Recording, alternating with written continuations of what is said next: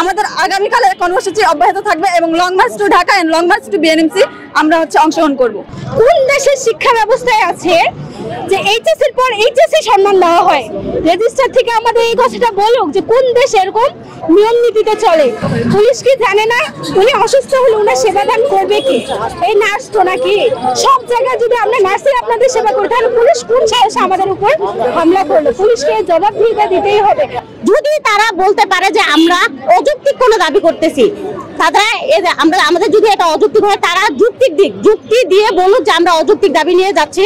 কেন তারা আজকে তারা যদি আমাদেরকে ডিগ্রি সমমান না করে তাহলে আমরা কালকে থেকে আবার কঠোর সমাবেশ করব। এটা হচ্ছে এক দফা এক দাবি। ডিপ্লোমা মিডওয়াইফারি হচ্ছে ডিগ্রি সমমান, ডিপ্লোমা সায়েন্স এন্ড মিডওয়াইফারি হচ্ছে ডিগ্রি সমমান। গতকাল শান্তিপূর্ণভাবে সমাবেশ করছে, আন্দোলন করছে, আমাদের ছাত্ররা কোনো কিছু করে নাই, সুন্দরভাবে যানজট মেনটেন করে রাস্তায় গাড়ি চলাচল করছে। কিন্তু তারপরে যখন শান্তিপূর্ণভাবে আন্দোলন করার পরেও পুলিশ কেন আমাদের গায়ে লাঠিচার্জ করবে?